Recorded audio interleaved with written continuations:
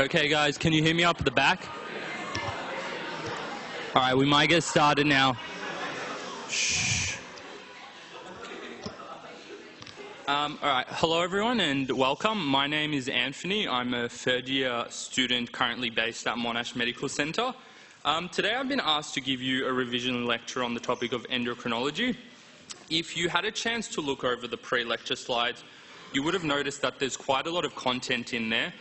It's not my intention to go through all of that. I just wanted you to have a complete set of notes when the time came for exam revision. I know you haven't completed the set lecture series yet, so some of this content's going to be a bit new. That's okay if it doesn't make sense. You can come back and revisit it, and hopefully it will. Okay. Sorry. So I don't want us to go for longer than an hour and a half at most, so we're going to get straight into things and stuff's going to go fairly rapidly. The approach that I've sort of taken is very much gland-based, so we'll be going through each of the main endocrine glands. Okay. So the endocrine system is one of two major communication systems in the body, the other being the nervous system. Now, the endocrine system differs from the nervous system in the sense that its principal mode of communication is chemical, it's through hormones. And because of this, there are a cluster of other differences which can be drawn between the two systems. Now, when endocrinology first came to be as a topic, it was viewed as these discrete endocrine organs which worked together to achieve their function. That view has evolved since then, and now practically any cell that secretes a hormone is considered to be an endocrine organ or an endocrine tissue or cell. A hormone, by definition, is a chemical that controls and regulates the physiological activity of specific cells or organs. When we define hormones, there are three major groups which they can fit into: amino acid derivatives, peptides, or steroid hormones. Amino acid derivatives are those which come from the amino acid tyrosine. They include your thyroid hormones, your catecholamines, and dopamine. Peptide hormones are those where you have linkages of amino acids. Within this group of peptide hormones, you can have protein hormones and glycoproteins. A protein hormone is considered to be a peptide which is more than 50 amino acids in size and often has a tertiary structure. If that protein hormone is then complex with a carbohydrate, it is called a glycoprotein. The third class is steroid hormones, and the activity of a hormone is largely going to depend on what class it belongs to. So in general, if a hormone is considered to be lipophilic, it will require a carrier protein when transported in the blood. If it is lipophilic, it will also most likely diffuse into the cell and act on an intracellular receptor. When hormones are released, they can be released in three main ways. They can either be released directly into the blood, they can be released and act on nearby cells, or they can be released and act on the secreting cell. When they are released, the concentration is going to depend on the rate of secretion as well as the rate of clearance. And the rate of clearance is determined mainly by the liver, which metabolizes hormones, and the kidneys, which excretes hormones. Clearance can also be achieved by specific blood and tissue enzymes, as well as intracellular catabolism, which is when you have a hormone receptor-mediated endocytosis, which results in intracellular destruction of the hormone. The key point to take away, however, is that if a hormone is bound to a protein, then it is protected from metabolism and excretion and will thus have a longer half-life. Negative feedback is something which you will be well acquainted with. In regards to the endocrine system, it's very important in limiting extremes in hormone secretion. Positive feedback occurs less commonly, but it is important physiologically in situations of childbirth and ovulation. So that's the first section completed. It's probably the fluffiest section and the least examinable. have a go at answering this question, and I'll just pick someone to answer it in 15 seconds.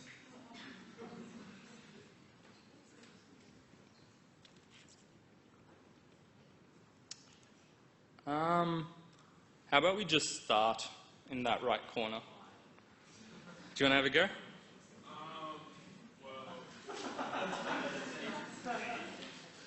Sorry, what was that? Oh, I wasn't pointing to you, but the guy in the front. Yeah, but yeah, you're right. It's E. All right. So the key point being that protein-bound hormones will have a longer half-life because they are protected from clearance. Okay, now we move on to the content which is more likely to be examined. So the pituitary is located within a concavity of the sphenoid bone called the sella turcica. Anatomically, it lies directly below the hypothalamus and the optic chiasm. This probably doesn't mean much to you at this stage, but in second semester when you study neuroanatomy and anatomy of the head, it will start to make a bit more sense. So it lies within the sella turcica and it's suspended by something called the infundibular stalk or the pituitary stalk. When we talk about the pituitary gland, it's commonly referred to as the master endocrine gland because of its ability to control the secretions of several other glands. However, it is controlled by the hypothalamus, and for that reason, the hypothalamus by many is regarded as the master control center. The vasculature of the pituitary gland is a very important concept. So most of the blood supplied to the pituitary comes from the superior hypophyseal artery, and then the inferior hypophyseal artery also supplies blood. The pituitary gland is unique in the sense that it contains a portal circulation, and by portal circulation we mean you have one capillary bed which is formed in the median eminence by the superior hypophyseal artery, which then coalesce to form veins, and these veins run along the anterior aspect of the pituitary stalk down to the adenohypophysis or anterior pituitary. Now, this is a very important concept in regards to the way the hypothalamus communicates with the anterior pituitary. The hypothalamus will secrete hormones, hormonal regulators, which will travel through this portal circulation to the anterior pituitary, and once at the anterior pituitary, they will determine the hormones secreted. The parts of the pituitary gland are fairly simple. You have an anterior pituitary and a posterior pituitary. The anterior pituitary gland can be further subdivided into the pars distalis, which is this large distal part, the pars intermedia, which is sometimes called the intermediate lobe because of its location between the anterior and the posterior pituitary, as well as the pars tuberalis, which is this part which wraps around the infundibular stalk. The posterior pituitary is made up of the pars nervosa. I've included the infundibular stalk under the posterior pituitary, not necessarily because it's part of the posterior pituitary, but because some sources will classify it as being part of the posterior pituitary. And this boils down to the embryological origin. So the anterior pituitary and the posterior pituitary both come from ectoderm, but the anterior pituitary comes from oral ectoderm. This evagination of thickened oral ectoderm called Rathke's pouch will give rise to it. The posterior pituitary and the pituitary stalk will come from neuroectoderm. So understanding the embryological origin is very important, and it is a point which tends to be examined. I've already alluded to the fact that the hypothalamus is communicating with the pituitary gland.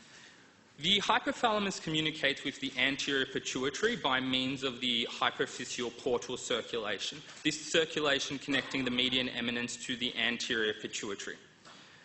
The median eminence has two parts. It has the internal zone and the external zone. The internal zone contains magnocellular neurons, which come from the supraoptic nucleus and the paraventricular nucleus within the hypothalamus, and these descend down towards the posterior pituitary. The external zone contains the vasculature. It contains the hypophyseal portal circulation, as well as the axon terminals from other regions within the hypothalamus. If you were to take a cross-section of the pituitary, this is what you would see. Now, if you were to stain the pituitary, the anterior pituitary, with hematoxylin and eosin, you would see two distinct cell types. You would see chromophils and chromophobes. Chromophils are cells that stain well when exposed to hematoxylin and eosin. Chromophobes do not stain well when exposed to hematoxylin and eosin. You can further subdivide chromophils into acidophils and basophils. Acidophils are the cells that take up acid readily. Basophils are the cells that take up bases readily.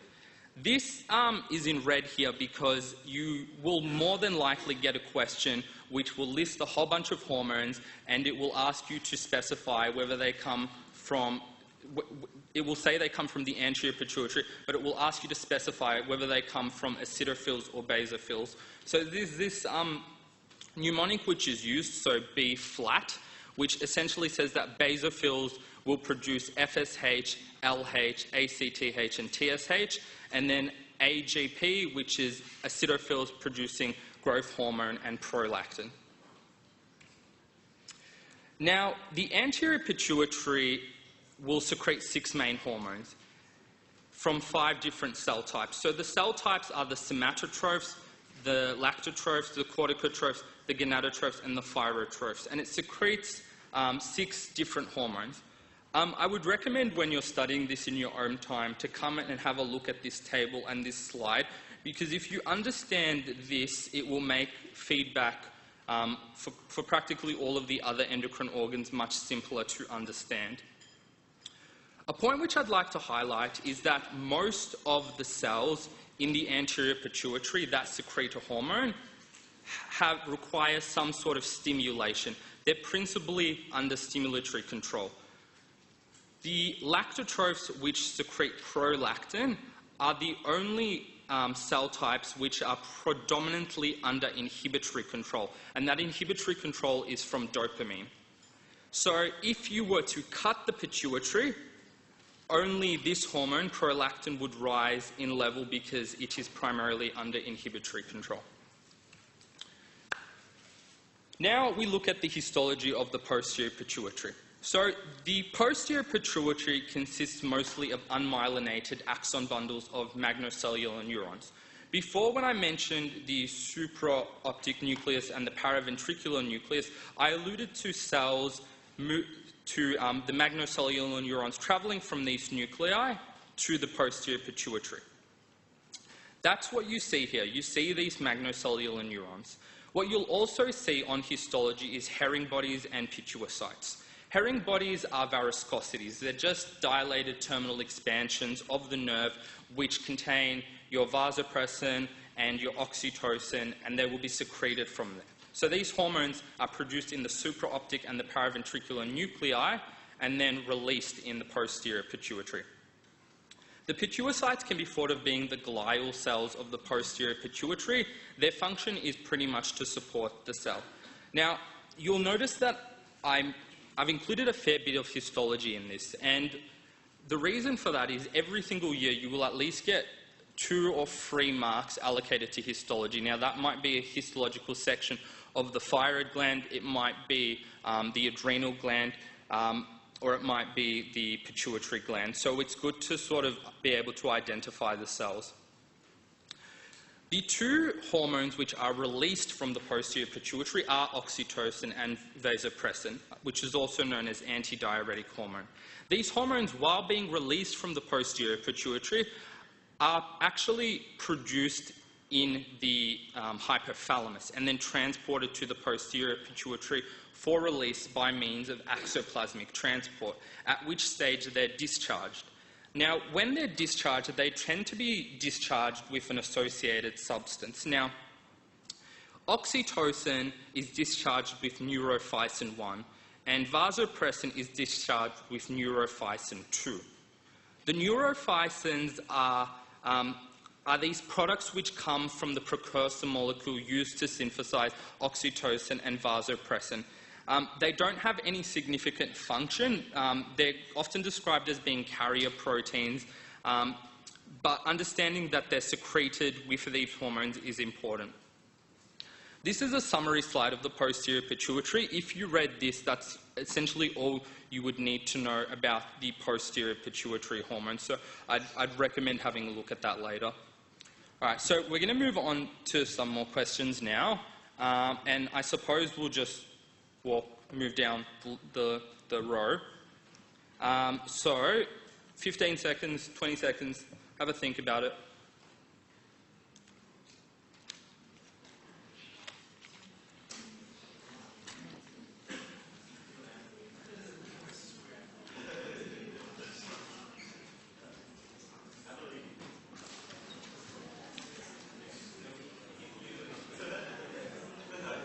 Okay, does the next person along up there want to have a go at answering it?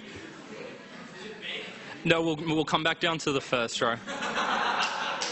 So, you're right there, in the green jacket.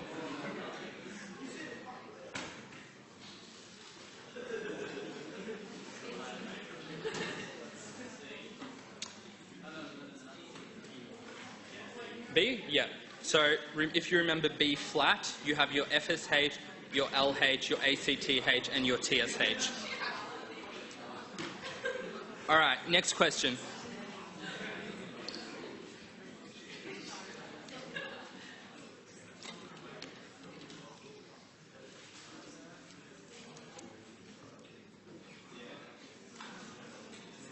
All right, do you want to have a go at answering it?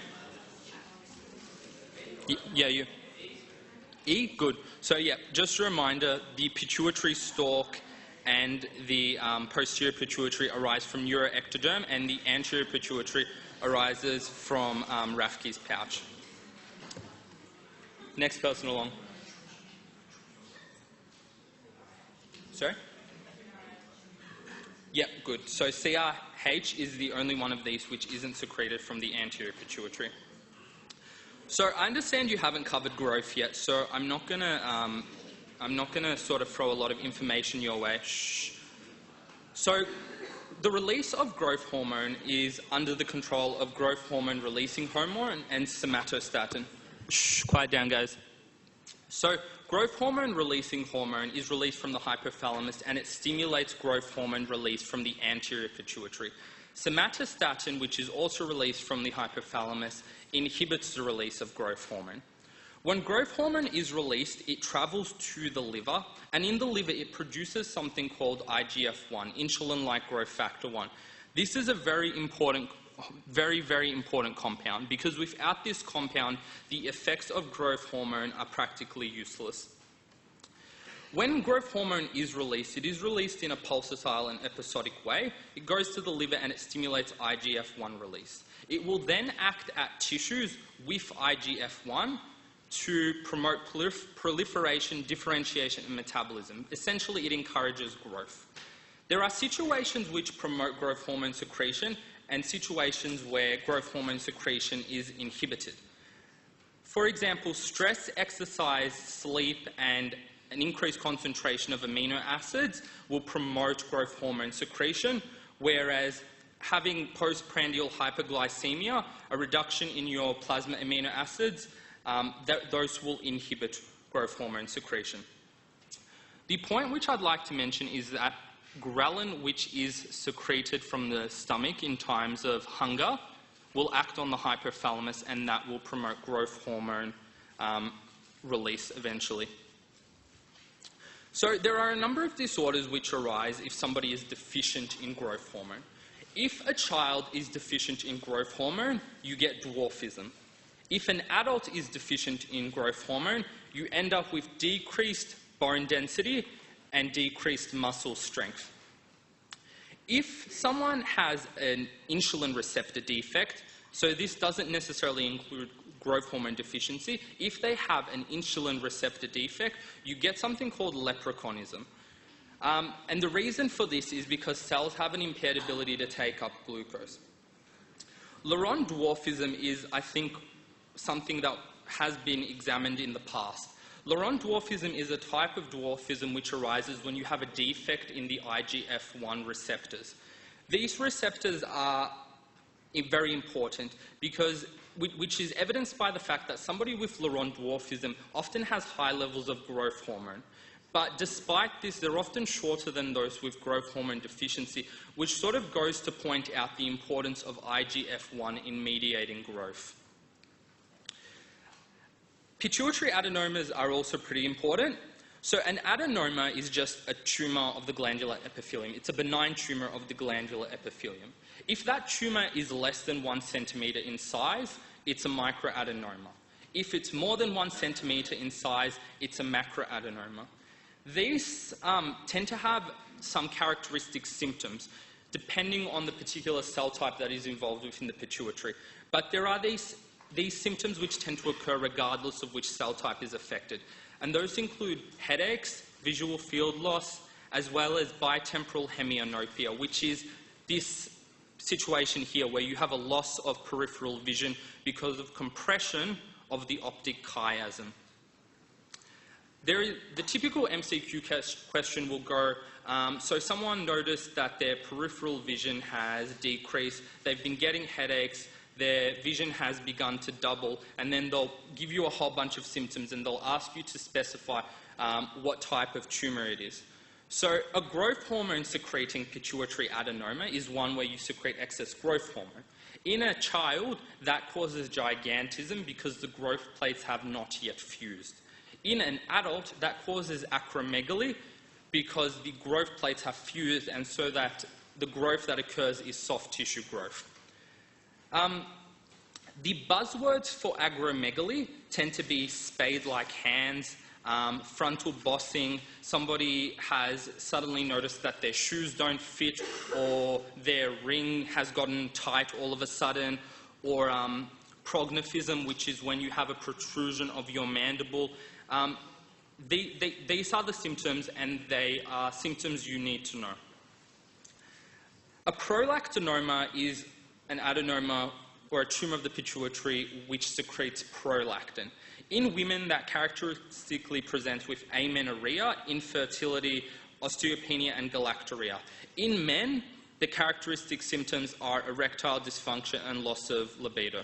So to sort of hammer home that point which I was making before, if somebody presents with peripheral visual loss, as well as erectile dysfunction and the loss of libido, they more than likely have a prolactinoma for an MCQ question at least.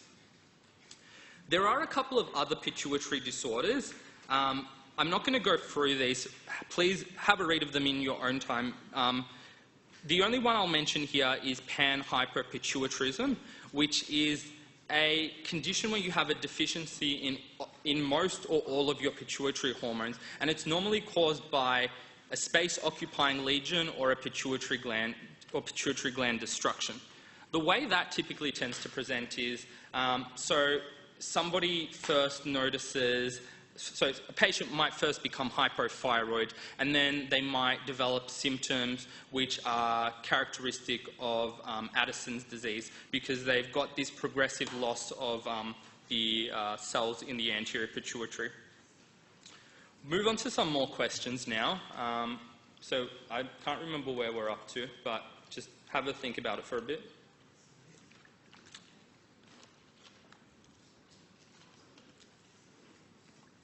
I think we've moved up to the... Maybe we'll just go that way. Do you want to have a go, Calvin? Sorry, which one? No, it's a good point. What I will say again is vasopressin is certainly released from the posterior pituitary gland, but it's not produced there. No, that's all right. Do you want to have another go? Do you want to have another go?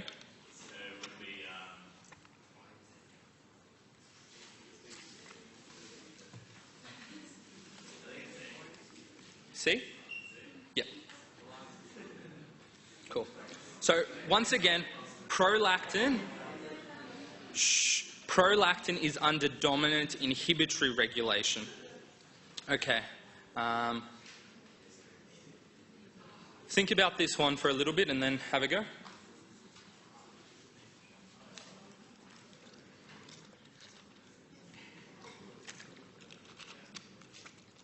All right, what do you reckon the answer is? B? I heard B? Yep, good. So this person has a prolactinoma, which has compressed the optic chiasm and has resulted in bitemporal hemianopia. It has it has also obstructed the cavernous sinus, which has resulted in headaches. All right, so that was pituitary endocrinology done. I know I'm going through it very quickly, but I don't want to keep you guys in here for that long. So we'll talk about the thyroids now. So the thyroid. So the thyroid is this structure which lies anterior to the larynx and the trachea, and it spans from C5 to T1. What it is an isthmus which is about 1.5 centimeters long, overlying tracheal rings 2 to 4, connecting a right lobe, which is usually larger than a left lobe. In some instances, you can have this additional embryonic vestige, which is called the pyramidal lobe. The thyroid gland produces thyroid hormones, and it produces calcitonin.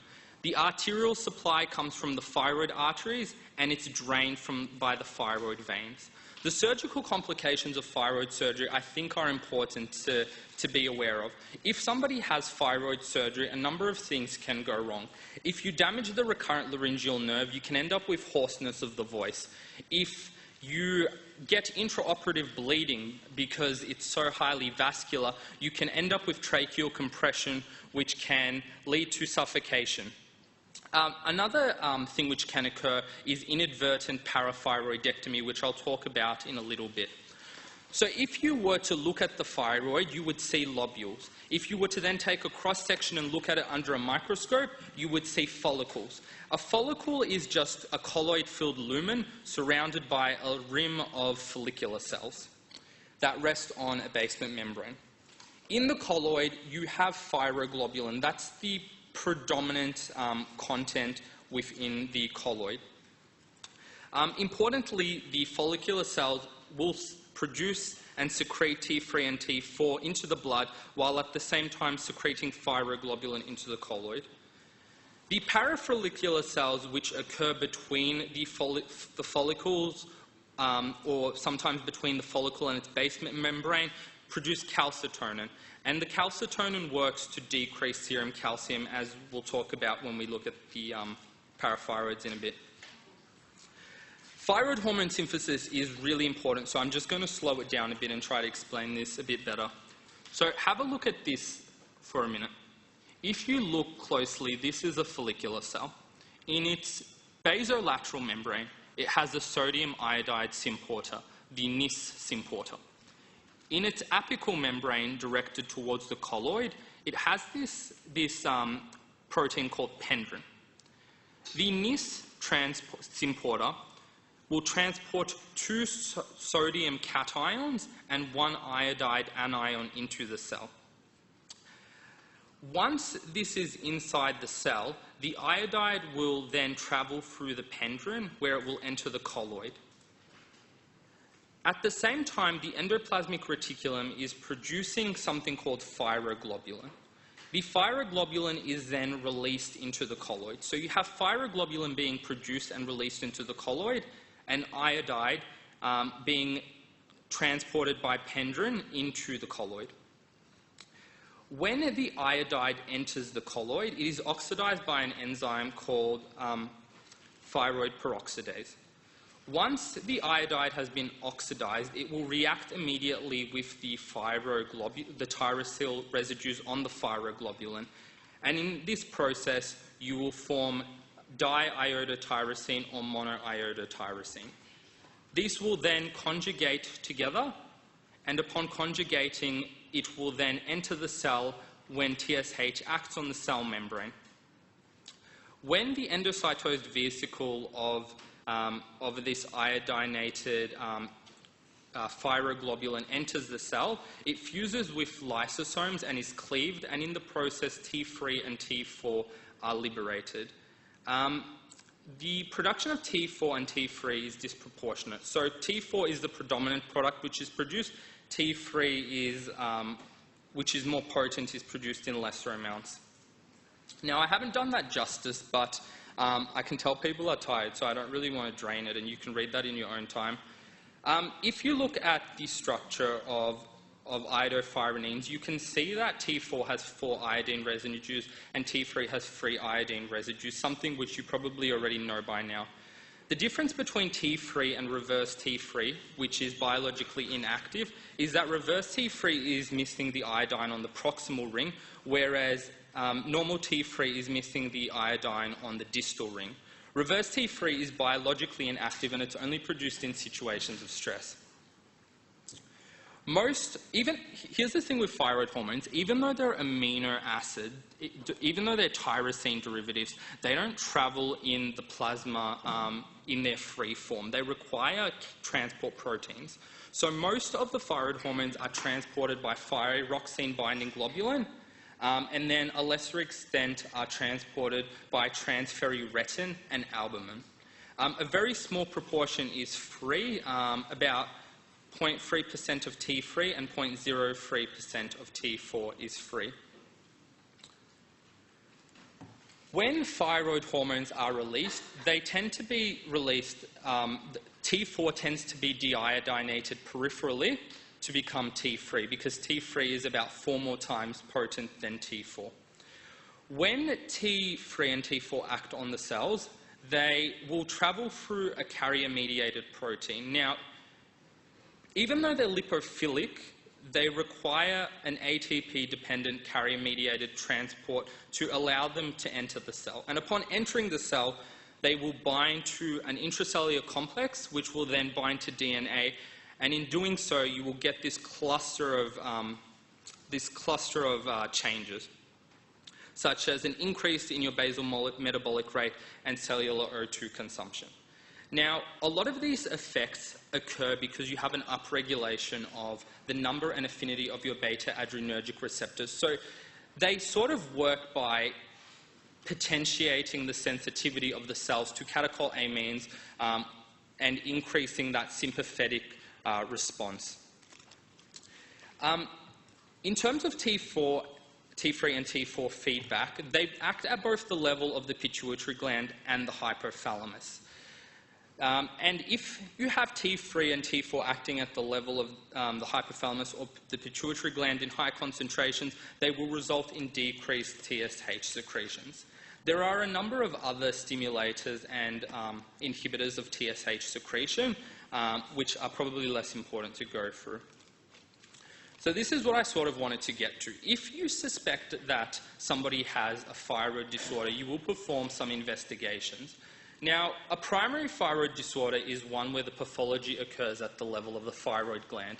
But if the pathology occurs elsewhere, if it occurs at the pituitary, it's said to be a secondary thyroid disorder.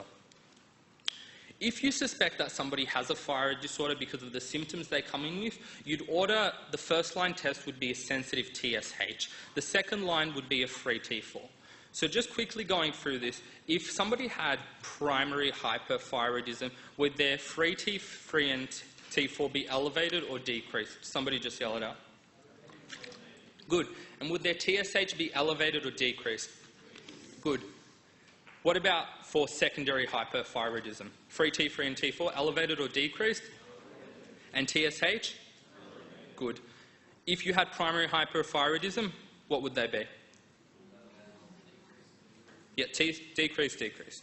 Increase, decrease, yeah. And for secondary hyperthyroidism? Good.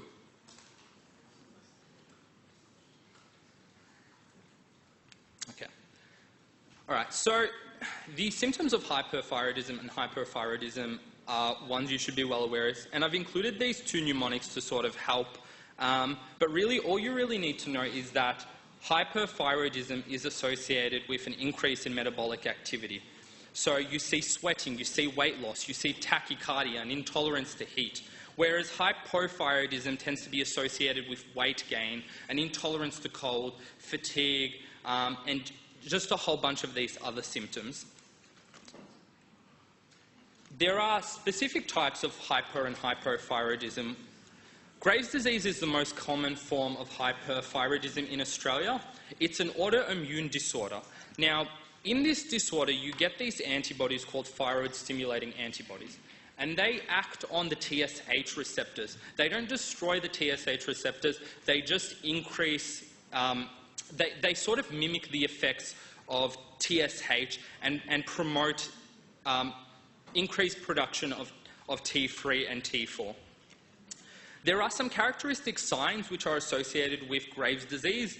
Exophthalmos, non-pitting edema, which is also pretibial mixed edema, and thyroid acropathy are the characteristic signs of Graves' disease that will not occur in other situations of hyperthyroidism. In Hashimoto's thyroiditis, which is also called autoimmune chronic lymphocytic thyroiditis, you have this autoimmune destruction of the thyroid gland. In this particular disorder, the thyroid gland is destroyed, and it's characterized by the presence of antibodies against thyroid peroxidase and thyroglobulin. What I will mention about Hashimoto's thyroiditis is that it is the most common cause of hyperthyroidism in iodine-replete countries. Some more questions now. All right.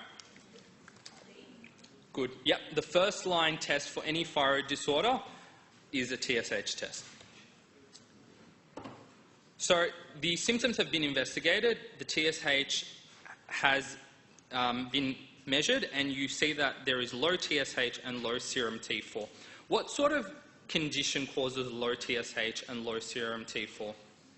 Where would the pathology be? Would it be at the pituitary or would it be at the thyroid? It would be at the pituitary. So if you suspected that the pathology was at the level of the pituitary, what tests would you perform to investigate the pituitary?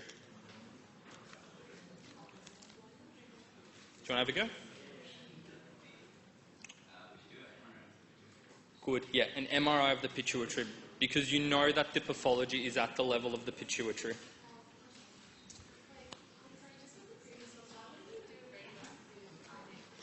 For which one? Yep. So if you have low TSH and low serum T4, that is strongly suggestive of a problem at the level of the pituitary, because if the problem was at the level of the at the level of the thyroid, you would expect low serum T4 but high TSH, yeah? If you had high TSH and low serum T4, then you would most likely perform a radioactive iodine uptake. Yep, good question. All right, goiters are questions which you will get at least one question about these on your exam. Shh. So if you look at a goiter can be caused by both hypo and hyperthyroidism. They can be uninodular, they can be multinodular, or they can be diffuse in terms of their growth pattern. When you're investigating a goiter, one of the things that's often done is percussion of the manubrium. And if you get dullness when you perform that percussion, it suggests retrosternal extension of the goiter. These here are some buzzwords which are associated with particular types of pathology. Rubbery hard goiters are associated with Hashimoto's thyroiditis. Stony hard nodules, those are associated with carcinomas or calcifications. If you have reduced mobility, that is associated with carcinoma. If you have a palpable frill or a burui, that is associated with increased metabolic activity. So have a look at these later and just make sure you sort of have a good feel of them. What I just want to mention here is that if you see a mass that rises when you swallow, when you do your thyroid exam, it's going to suggest either a goiter or a thyroglossal cyst, because these rise when you get them to swallow. But if the mass also rises when you stick your tongue out, it pretty much tells you that it's a thyroglossal cyst, yeah? That's really important. I think we got a question now via about this. That's an important point. All right, some more questions now.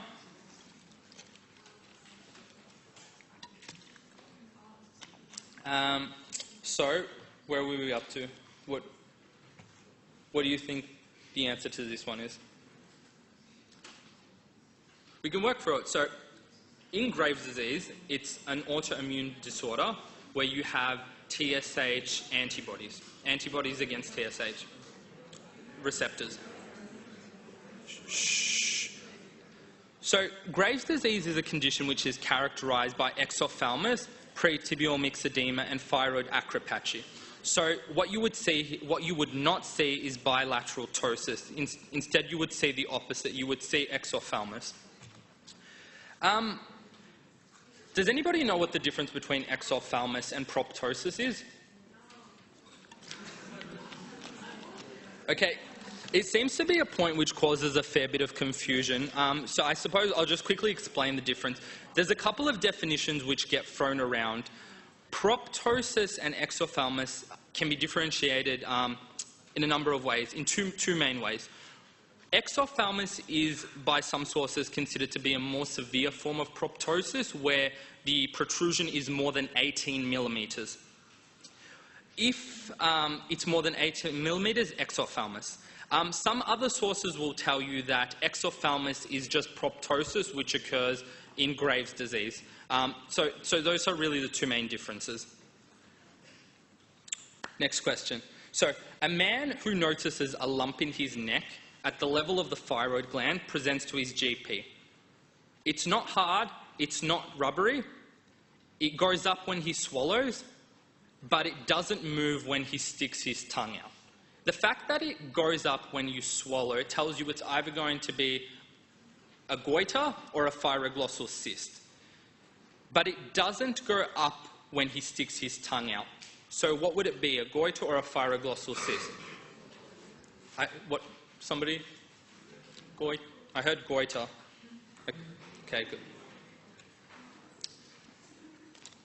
Okay. So this is a patient. They've got coarse thin hair, they've got heavy periods, and they've become tired all of a sudden, and they're intolerant to cold. What does this sound like? What does it sound like, this clinical picture? Hypothyroidism, good. So, which of these features might you see in hypothyroidism?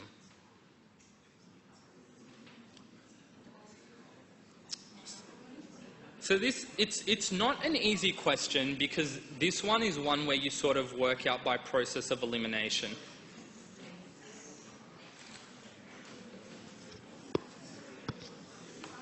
Okay, Pretibial myxedema is a condition, is a sign which would occur in what? Would it occur in hypothyroidism, hyperthyroidism? It would occur in hyperthyroidism, more specifically Graves' disease. Onycholysis would occur in hyperthyroidism. Hyperreflexia would occur in hyperthyroidism. Exophthalmos would occur in Graves' disease. So by process of elimination, you can sort of work out that it's going to be a dullness on percussion over the manubrium. Now, with that said, a goiter can be caused by hyper or hypothyroidism, but this is the feature that might be detected. The other ones will not be detected. All right, so I've truncated the slides that I'm presenting. I'm not going to go through pharmacology apart from a couple of points which I'd like to point out. When you're treating hyperthyroidism, carbimazole is the first-line initial treatment. If carbimazole is contraindicated, you will use propylthiouracil. The only times where carbimazole is contraindicated is if you've had an adverse reaction to it, or is if a woman is pregnant and she's in her first trimester. If a woman is pregnant and in her first trimester, you would give her propylthiouracil, not carbimazole.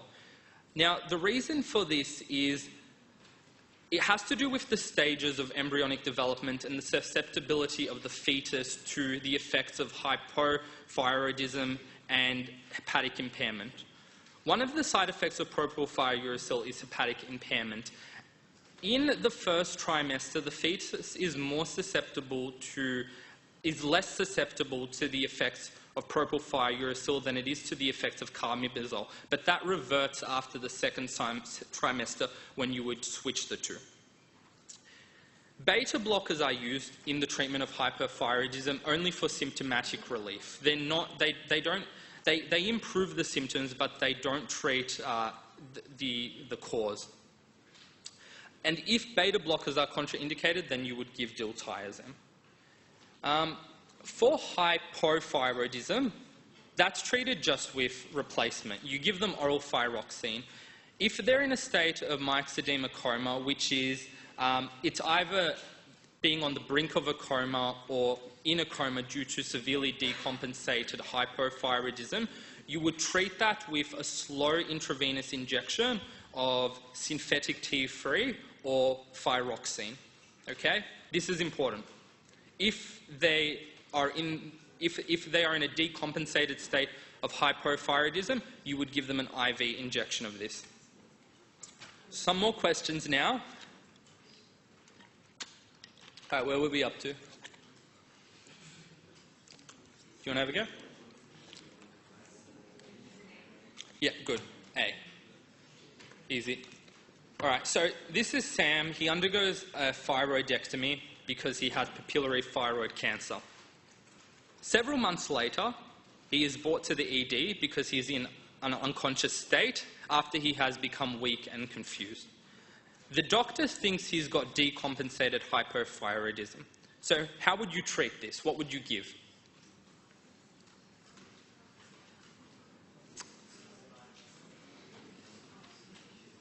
Maybe, do you guys want to start answering questions from here? Do you want to have a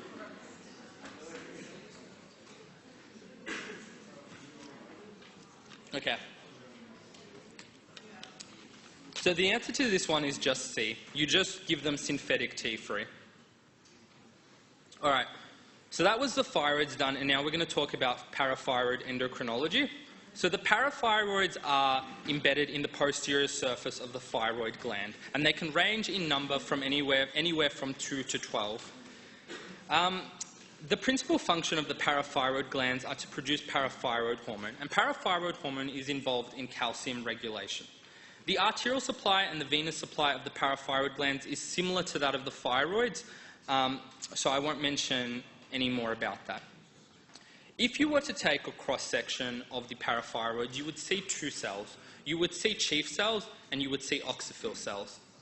The chief cells are the cells that produce parathyroid hormone.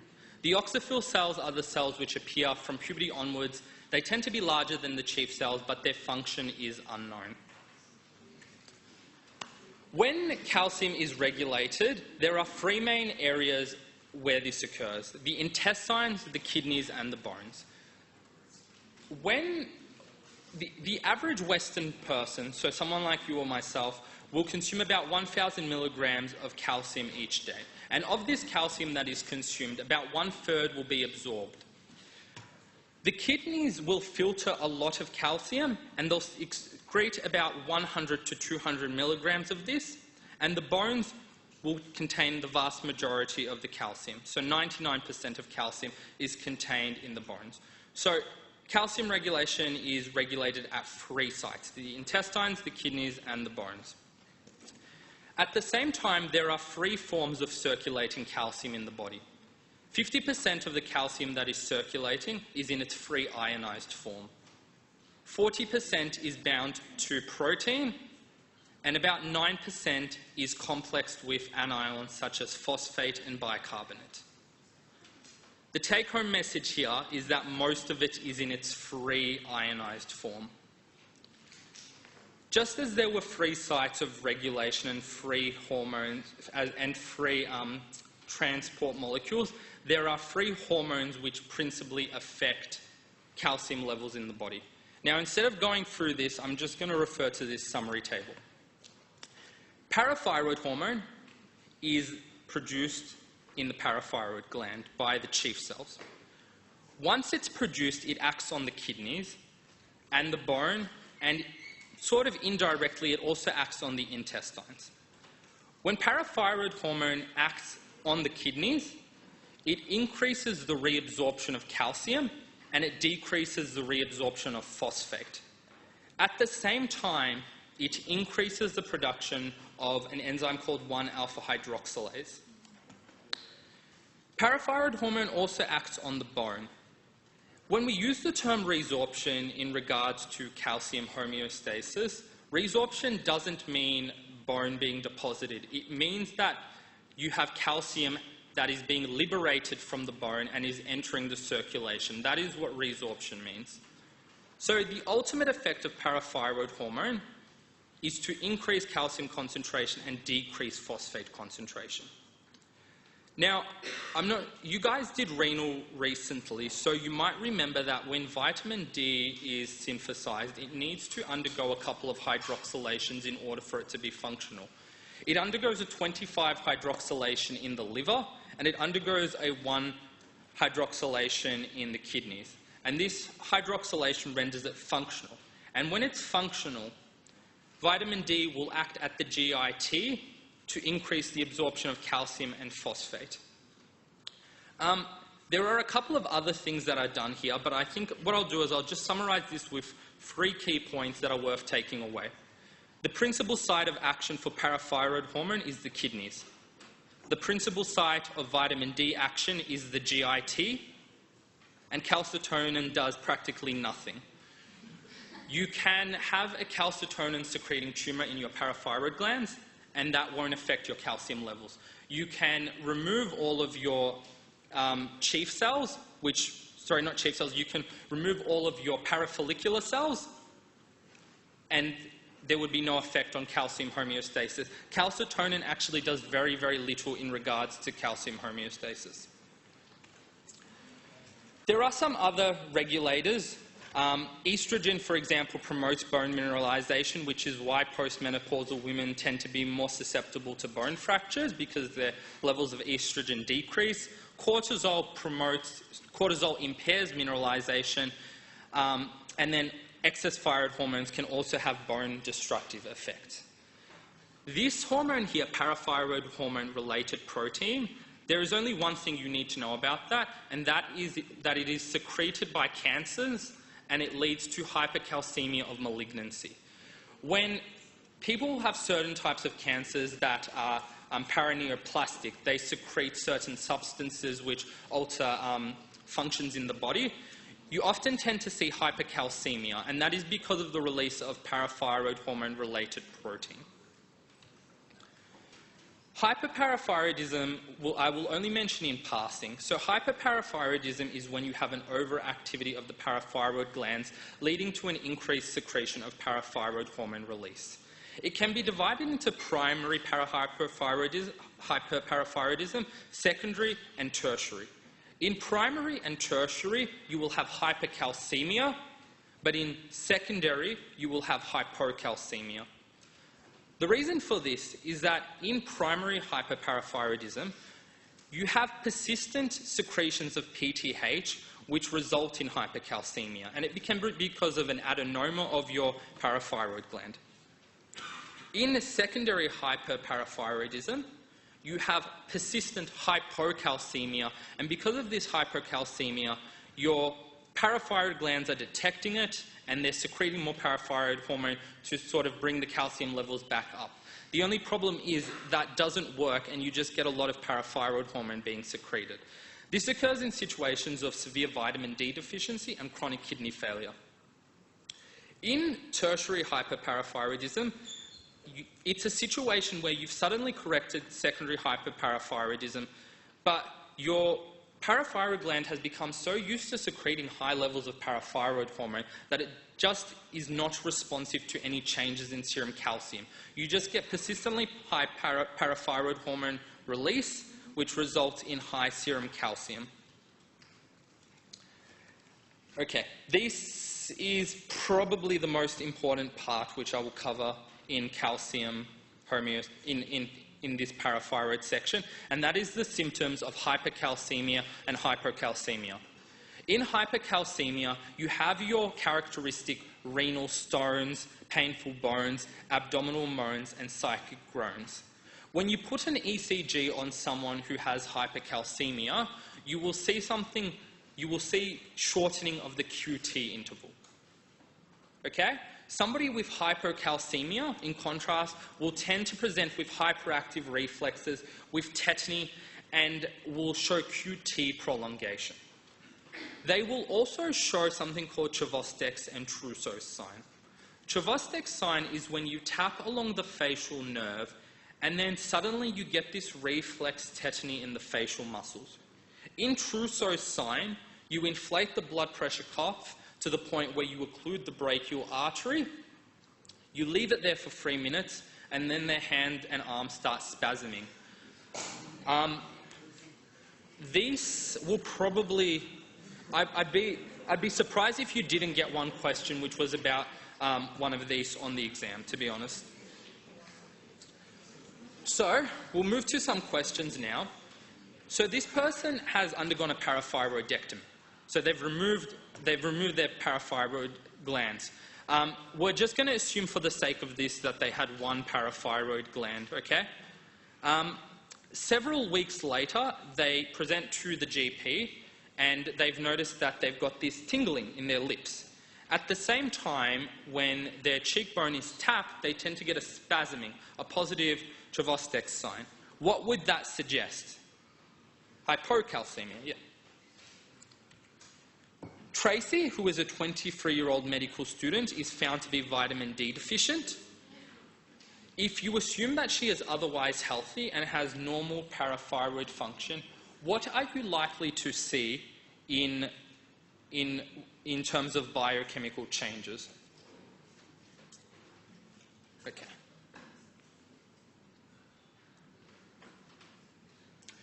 So this is, it's not a tricky question, but you sort of need to understand calcium homeostasis. So the answer is A. If you're vitamin D deficient, your ability to absorb calcium from the GIT is going to be impaired, which can lead to hypocalcemia. Probably only momentarily, but it leads to hypocalcemia. Your body will respond by bringing those calcium levels back to normal. And to do that, you get a secretion of parathyroid hormone.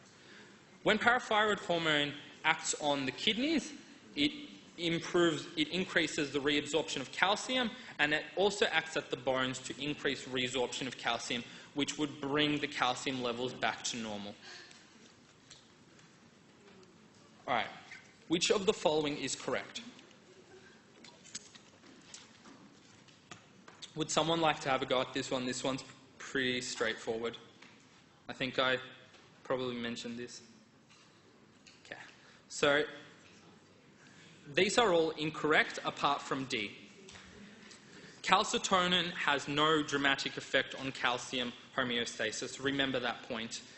Parathyroid hormone is produced by chief cells, not parafollicular cells. Calcitonin is produced by parafollicular cells. Parathyroid hormone release is not controlled by pituitary secretions, it's controlled by blood calcium levels, and positive feedback does not play a crucial role in calcium homeostasis.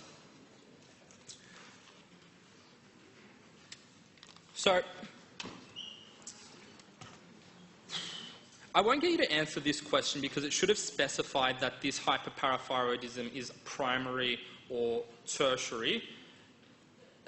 You wouldn't get renal stones in secondary hyperparathyroidism.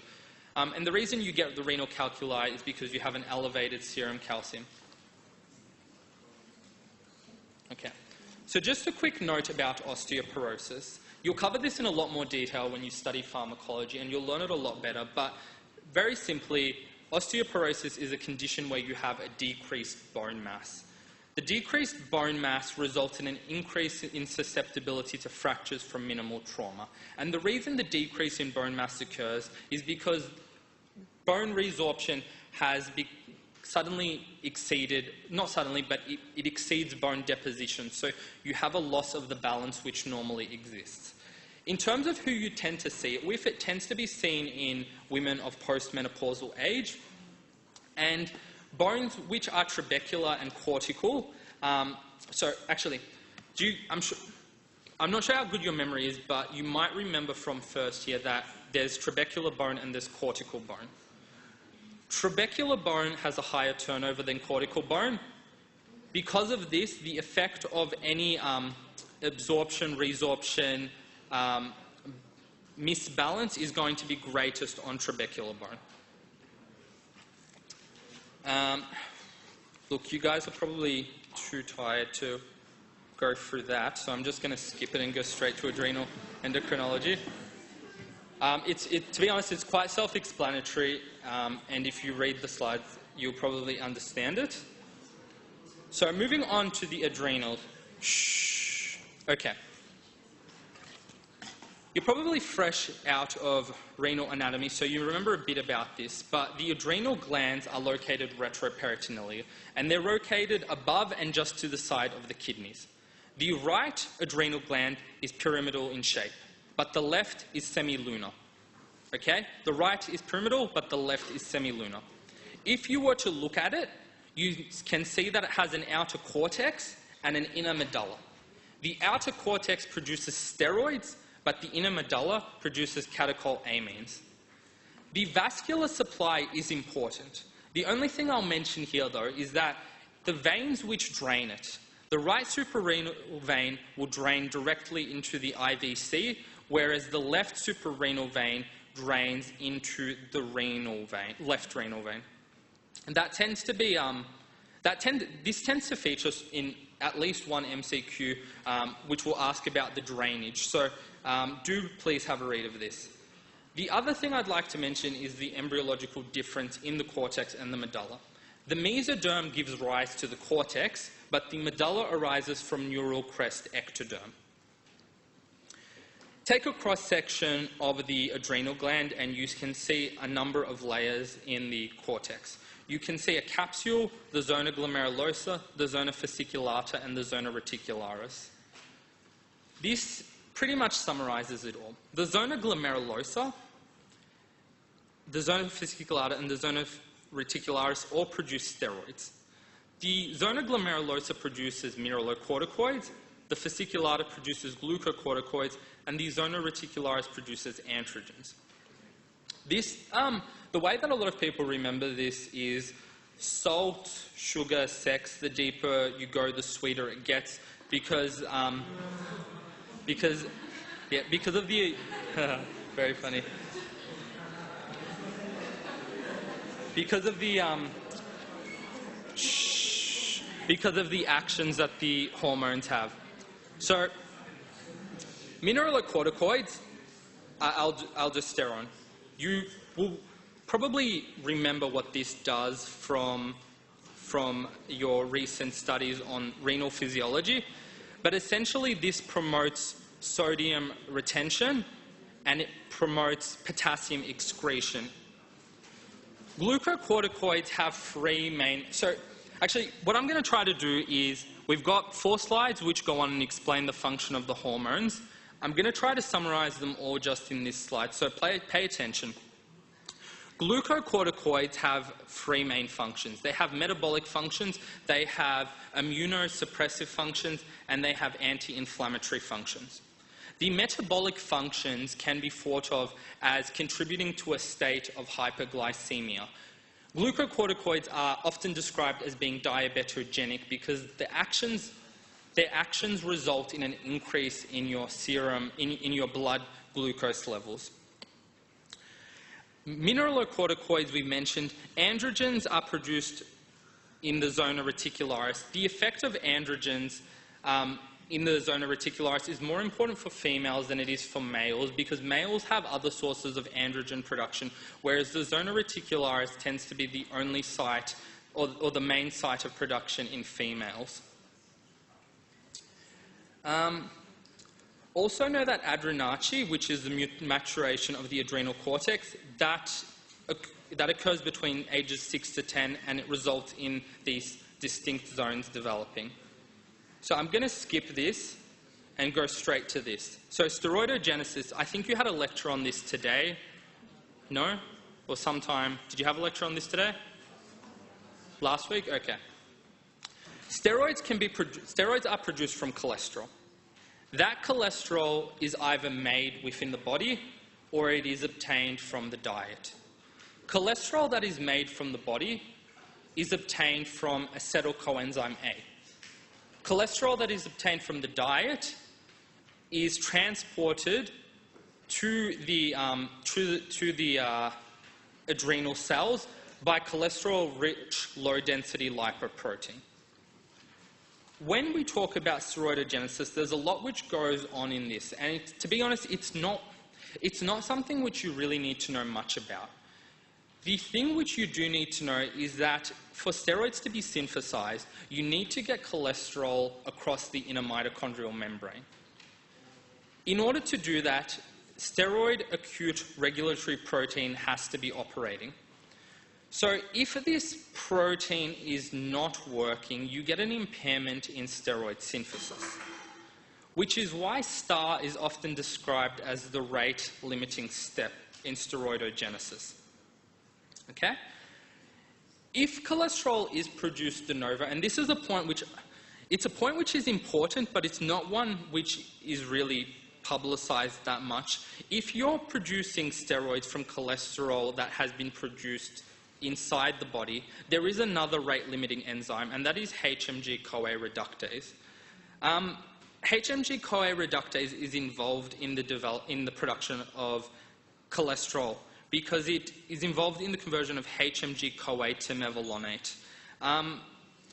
This reaction is not important, but knowing that HMG-CoA reductase is a rate-limiting step is something which is worth knowing. The other important thing to know about steroidal genesis is that the enzymes present in a cell are going to determine what steroid a particular cell will produce. Now, this is complicated, and if you decide to learn all of this, you've wasted your time, to be honest. Because there's really nothing going on in here which is worth remembering. Apart from 21-hydroxylase. Is the term congenital adrenal hyperplasia familiar? Has it been mentioned maybe? That's all? Mentioned? Okay. So congenital adrenal hyperplasia is that it refers to a set of autosomal recessive diseases which involve a deficiency in an enzyme involved in steroidal genesis. By far the most common, occurring in about 95% of cases, is 21-hydroxylase CAH. In this condition, you've got a deficiency of 21-hydroxylase. When this enzyme is deficient, your ability to produce cortisol becomes dramatically impaired. At the same time, your ability to produce aldosterone may also become impaired.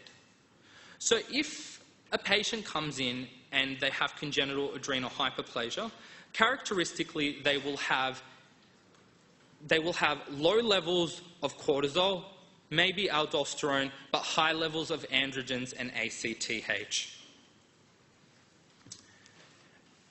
Now, to be honest, the transport of steroids is sort of intuitive in the sense that you know that steroids are lipid soluble, so they're not going to be able to travel in the bloodstream without binding to a protein. There are three main proteins that bind steroids: albumin, sex steroid binding globulin, and corticosteroid binding globulin. When a steroid goes and enters a cell, often by simple diffusion, it will then act by altering transcription within that cell, and through this it will be able to exert its activity. So either through transactivation or transrepression. Cushing's syndrome is a constellation of symptoms which occur because somebody has a chronic glucocorticoid excess. It doesn't matter if the source of glucocorticoid excess is endogenous or if it's exogenous. It results in this set of symptoms which can be given by the mnemonic Cushingoid. Now, a point which I'd like to note is that if the cause of Cushing's syndrome is a pituitary adenoma, it is called Cushing's disease. So Cushing's disease is due to a pituitary cause, whereas Cushing's syndrome can imply several causes.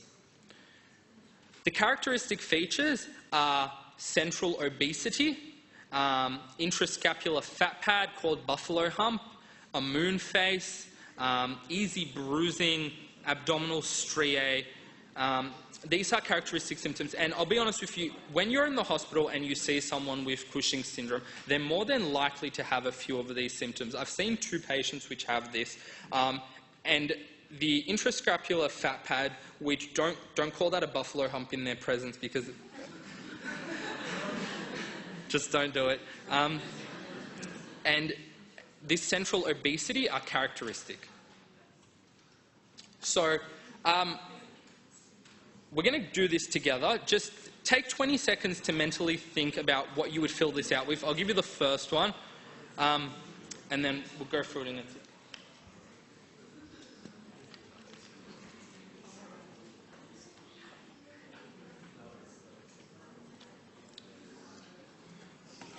Okay, so are you familiar with the Dexamethasone Suppression test?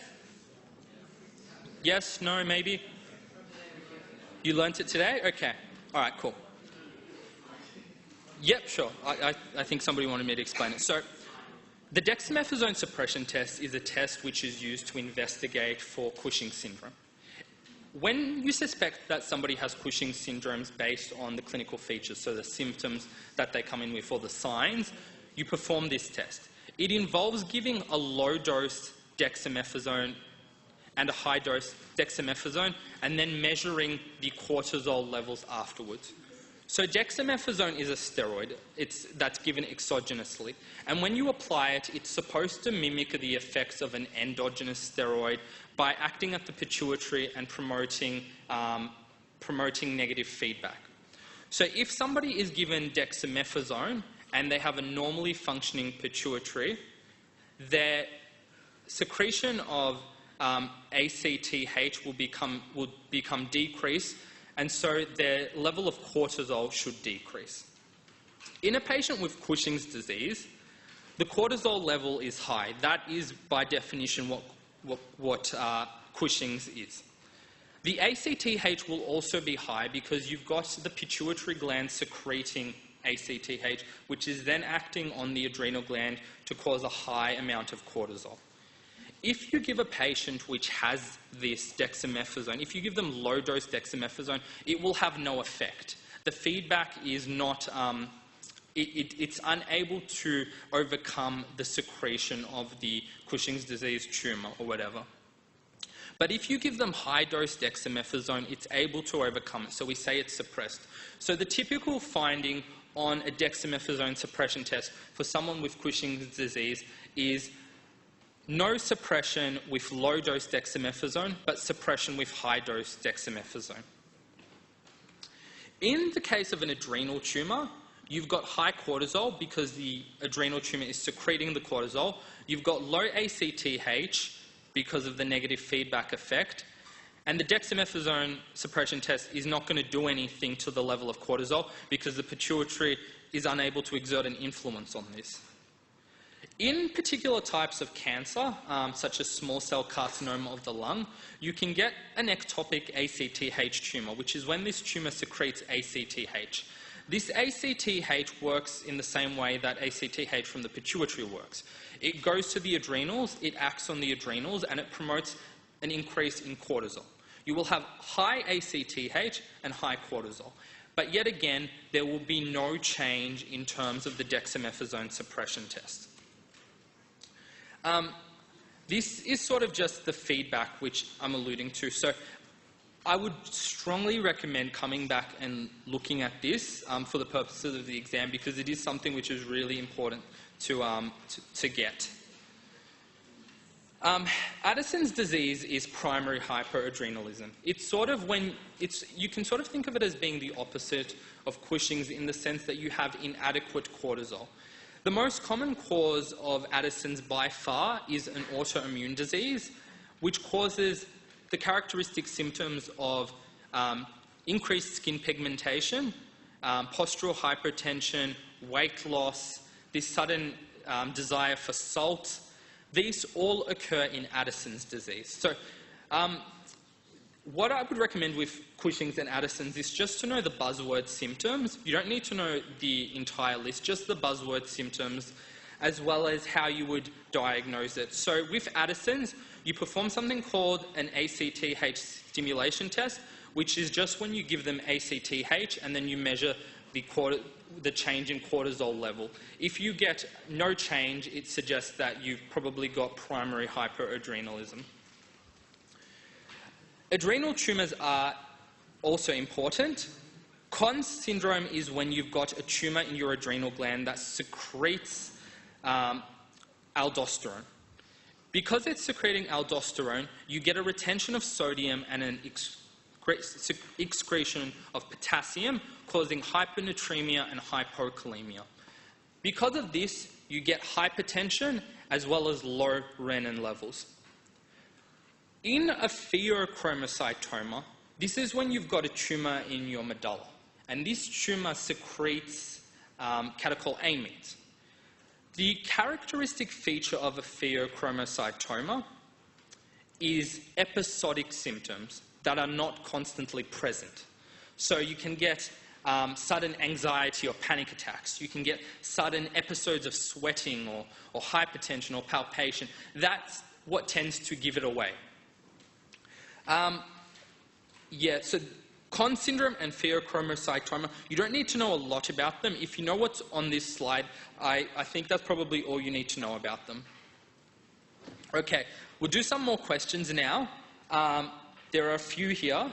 So, if an individual is deficient in 21-hydroxylase, what do they have? They have 21-hydroxylase congenital adrenal hyperplasia. What would you see in this condition? Which would be most likely to increase? Yeah, I heard someone say ACTH would be most likely to increase. Why? Well, you're not producing any cortisol. Aldosterone secretion is probably decreased, and hence sodium levels are more than likely to be low. But ACTH would be increased because of the decreased cortisol levels which occur in this type of congenital adrenal hyperplasia. All right, so David, who is a 56-year-old male, he has poorly controlled hypertension. Urea electrolytes and creatinine reveal that he has high sodium and he has low potassium. But all other electrolytes are normal. What is the most likely cause of these symptoms?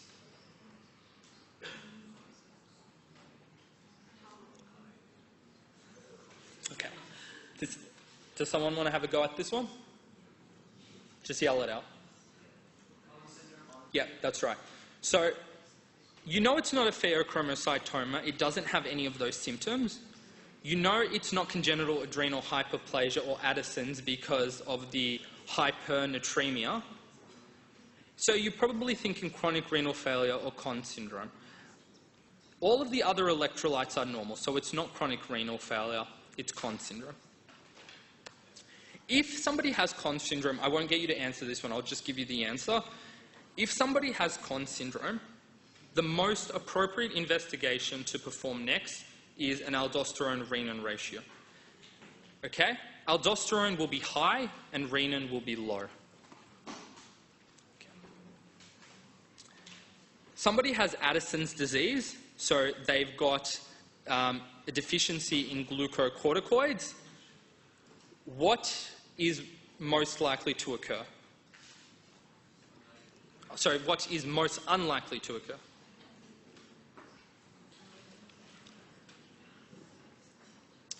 Yep, hypertension, good.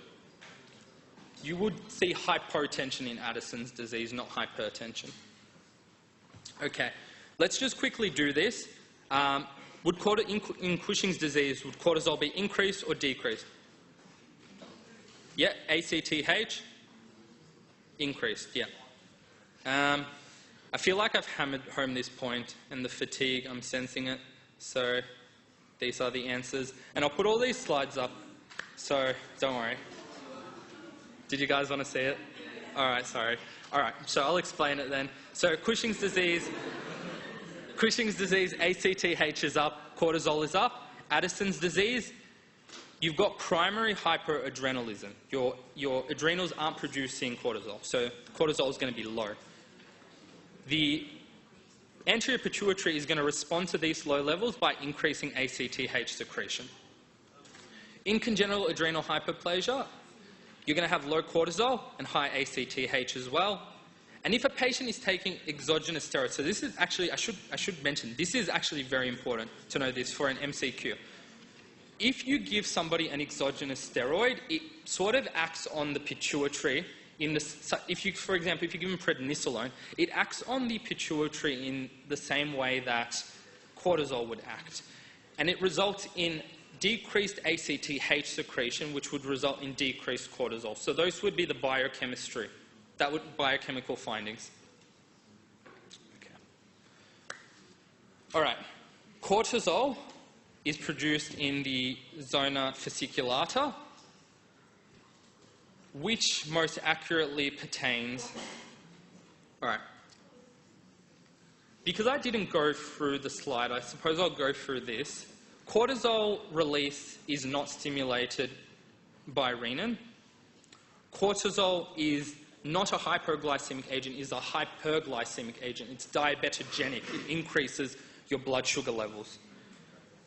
Cortisol is not an anabolic hormone. It is catabolic.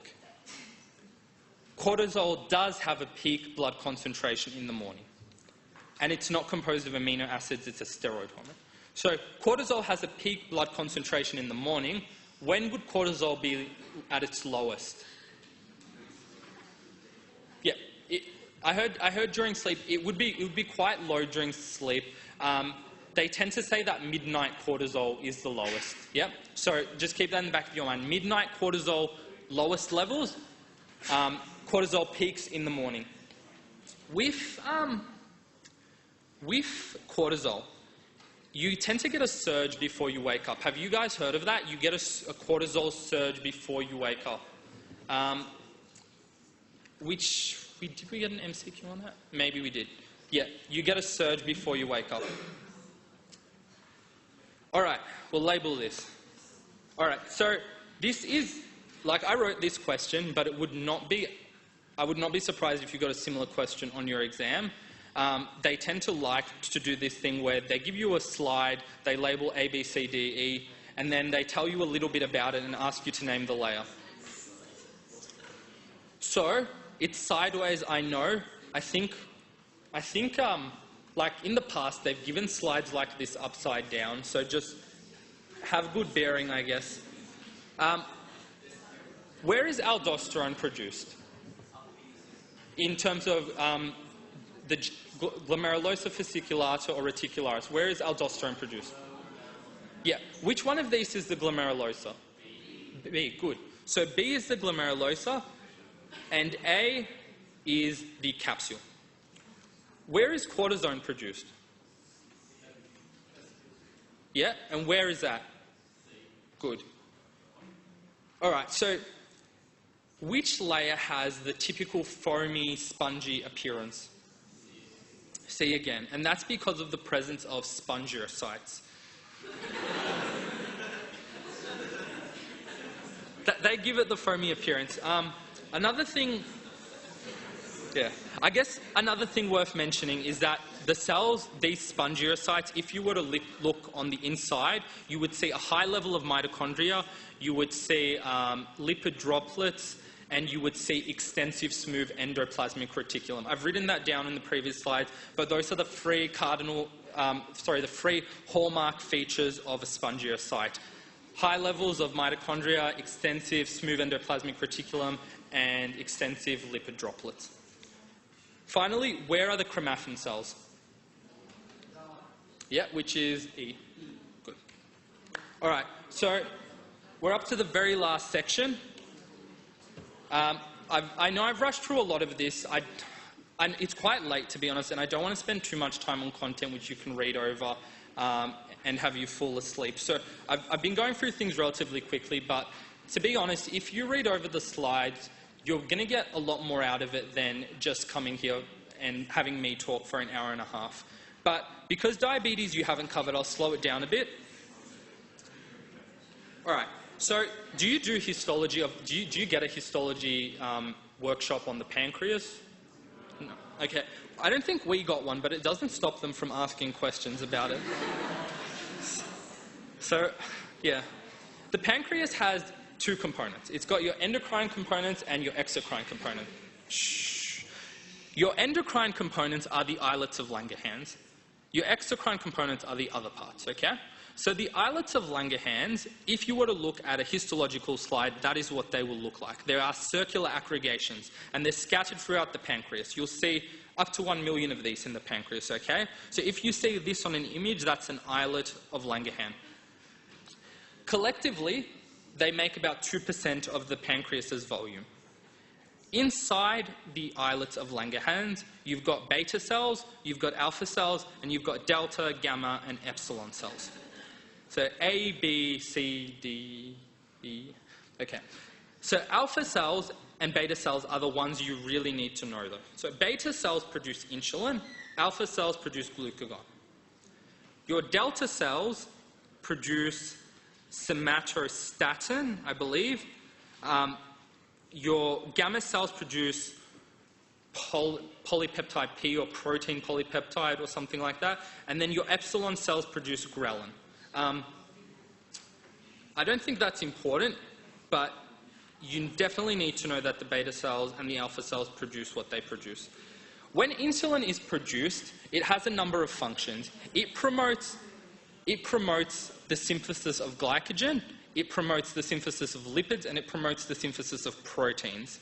Glucagon, on the other hand, is going to promote the synthesis of glucose, going to promote the breakdown of glycogen, and it's going to increase lipid breakdown. And this boils down to the two principal features. So when you have an elevation in blood glucose levels, your pancreas increases the secretion of insulin. In doing so, you promote an increase in uptake from your peripheral cells. You promote an increased uptake of glucose as well as increased storage of glucose in glycogen. And this results in decreased blood glucose levels. If you have low blood glucose levels, the opposite will happen. You get a glucagon release. Now, this tends to happen between meals or when you're fasting. When glucagon is released, it promotes glycogen breakdown, and this brings blood glucose levels back to normal. It also promotes the synthesis of glucose. The homeostasis of this is important. You will get 2 or 3 lectures on this. They'll be given by a clinician, and it will this will be assumed knowledge, which I'm sure, like many of you, probably already know, but it's just there to look over if you like. Diabetes is very important. So diabetes is a condition where you have, by definition, prolonged hyperglycemia. This hyperglycemia can be due to either impaired insulin production or inadequate effects of insulin. Shh, quiet down, guys, we're almost done. Type 1 diabetes is related to the destruction of beta cells in the pancreas. You have decreased insulin production. You have an insulin deficiency. It takes about 80% of your beta cell mass to be destroyed before it becomes symptomatic, however. Type 2 diabetes, they tend to say that this is the diabetes where you get insulin produced, but its peripheral effects are decreased, so it doesn't work very well, or the tissues it acts on have lost a sensitivity to it. In reality, though, you have a mixed picture. In type 2 diabetes, not only do you have insulin resistance, but you can also have some degree of insulin deficiency. Now, diabetes is not only important because you're getting examined on it, but because it's seen in about 1/4 of hospital patients. So the classical symptoms are polyuria, an increased frequency of urination, polydipsia, increased thirst, polyphagia, increased hunger, weight loss, blurry vision, a tendency to go to the toilet at night, and ketonuria. Now, ketonuria and weight loss are more typical of type 1 diabetes as opposed to type 2 diabetes. When you want to diagnose diabetes, there are 2 main ways to diagnose it.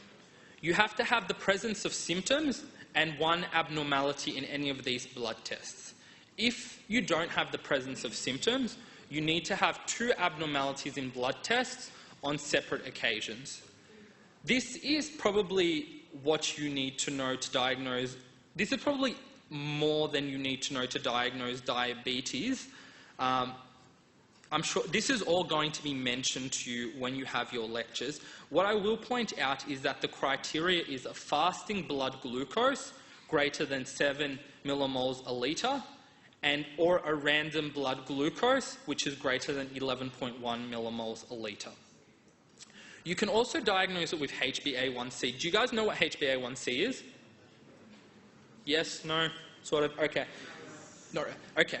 When hemoglobin is in the blood, in the presence of glucose, it can become glycated. That is, the glucose attaches to it and it reacts with it. HbA1c is glycated hemoglobin. It's used as a measure of how well somebody's diabetes is being controlled over a period of 3 months. It's measured because a high HbA1c indicates that the person has been in a state of persistent hyperglycemia, which has given the hemoglobin the opportunity to be glycated by the glucose. So this is used to measure long-term. This is used as a measure of. It's used as a measure of sort of long-term diabetes control. Not fasting blood glucose and random blood glucose levels give you more immediate measures. When you're measuring somebody's C-peptide levels, you don't detect them in type 1 diabetes. This will be explained better in pharmacology, but C-peptide is a product of insulin synthesis in the body. So if you're not producing insulin, you're not going to produce C-peptide. There are some differences which occur between type 1 and type 2 diabetes. What I will point out is that type 2 diabetes tends to occur in older individuals, whereas type 1 diabetes occurs in younger individuals. There are obviously exceptions to this. There's something called LADA, which is latent autoimmune diabetes of adulthood, which is sort of type 1 diabetes, which occurs in adults. There's a whole bunch of other types of diabetes, but type 1 and type 2 diabetes are the ones you should be aware of. In terms of which ones have genetic components, type 2 more likely to be genetic than type 1. In terms of the typical phenotype, you tend to see patients as overweight, obese in type 2 diabetes, whereas they tend to be a bit leaner in type 1. There are obviously many exceptions to this. This is just sort of a general framework. So definitely something worth doing is just thinking, what are the differences between type 1 and type 2? More importantly, the complications of diabetes. Last year on the exam for endocrinology, I think we had a disproportionate overrepresentation of diabetes. I was mentioning it to some people earlier, but I think the people who wrote the clinical skill questions thought it would be good to include a lot of questions about diabetes, and then so did the people from physiology. And it got to the stage where I think on the second page there was a question which asked, what is the complication of this particular type of diabetes over a period of 10 years?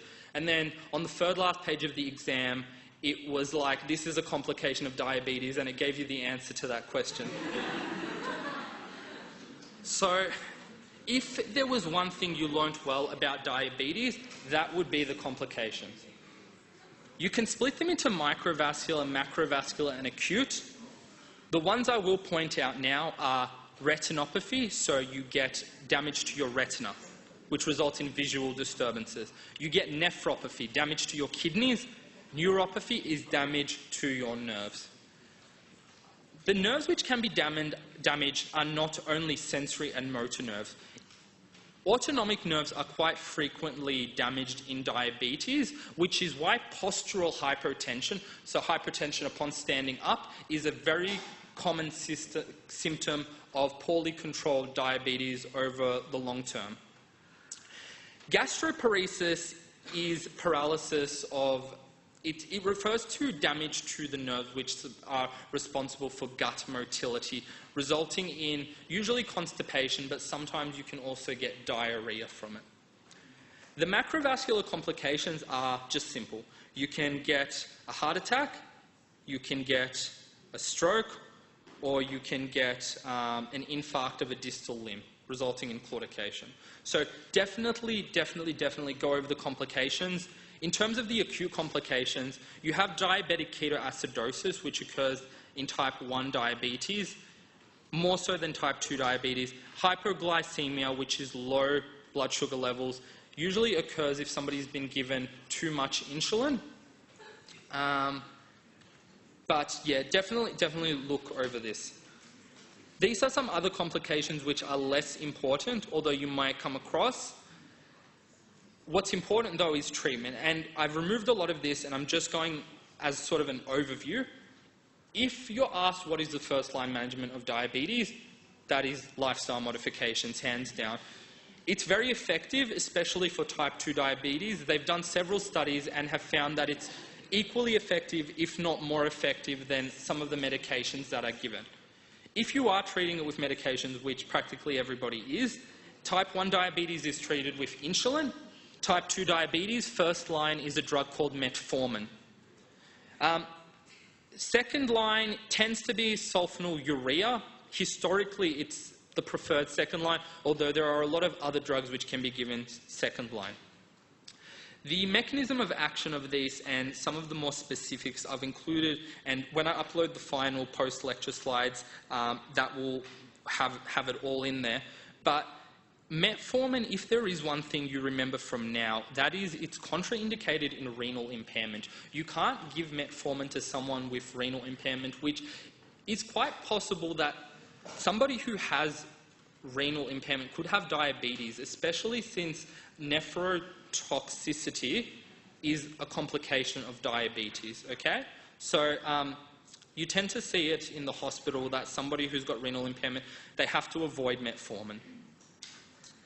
Insulin comes in a variety of forms. It can work very rapidly, or it can take a long time to act.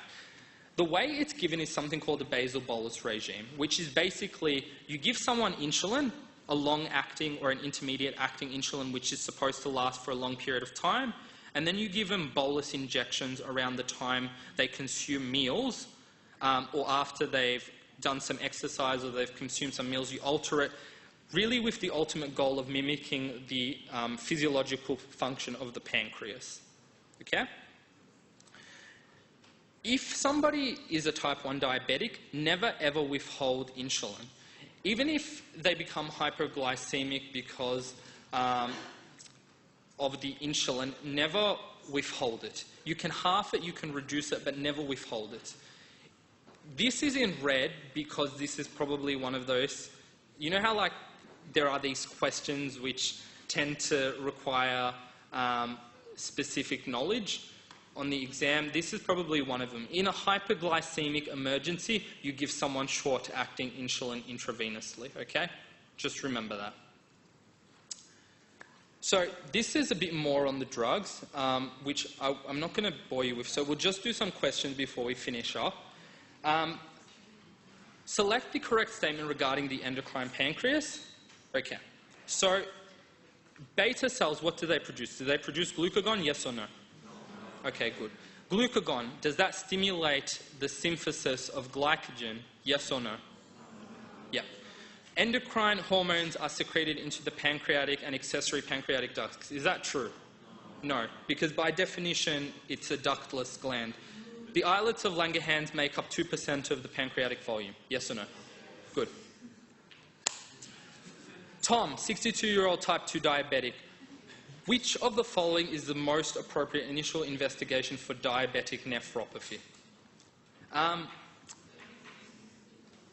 What do you guys think it is? Keeping in mind, if you've got nephropathy, what can occur in situations of nephropathy? Proteinuria, yeah? So with that said, which of these would be good at assessing that? B? Good, yeah. So it is indeed B. And I think from memory you have to aim for if you have a urinary albumin creatinine ratio of more than 3.5, that is suggestive of diabetic nephropathy, or you have to keep it below 3.5. I can't quite remember. What's this? If you looked at that, what is that? Velvety skin, yeah, this is velvety skin. What is velvety skin called? I think I heard someone say it. Acanthosis nigricans, okay? So, acanthosis nigricans is something which is seen in type 2 diabetes, can be seen in type 2 diabetes. In contrast to this, which is what? Yeah, vitiligo. This is vitiligo. Vitiligo is seen in type 1 diabetes. So type 2 diabetes, there are two words, I guess. Type 1 diabetes, there is one word. Okay. All right. So this person has symptoms of diabetes. Their blood is tested and they want to diagnose it. So does anybody remember which of the following would tell you if they've got diabetes? Yeah, B. Good. Good. Very good. So a random blood glucose of more than 11.1 millimoles tells you that the person has diabetes. What about this one? Which of these is incorrect?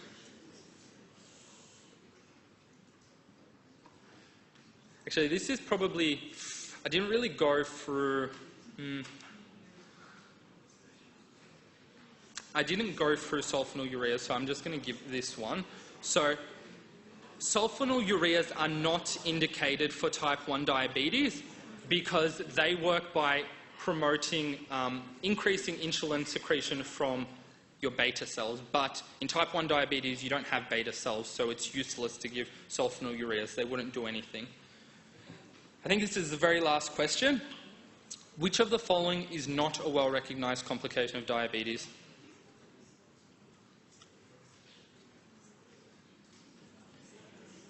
So just think about this. So what would postural hypertension suggest? What type of neuropathy? Would it be sensory, motor, or autonomic? Autonomic, good. Retinopathy, does that sound familiar? Does that sound like it's a complication? Yep, cool. Erectile dysfunction.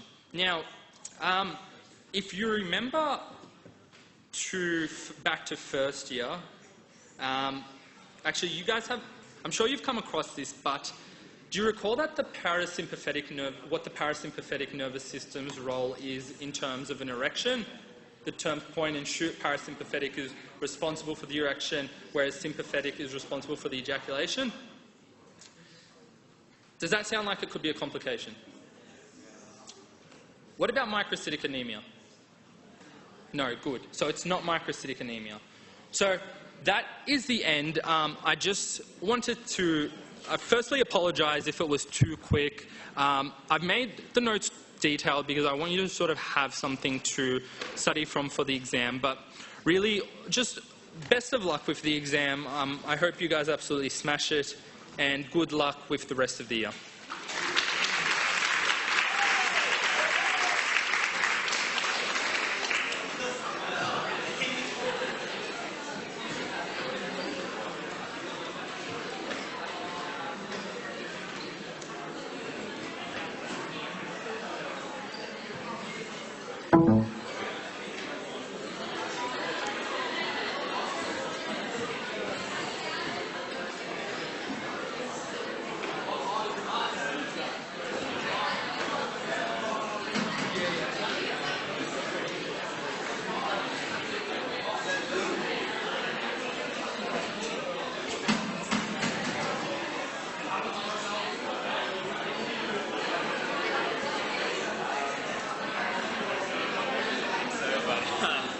I guess we should. Just a moment.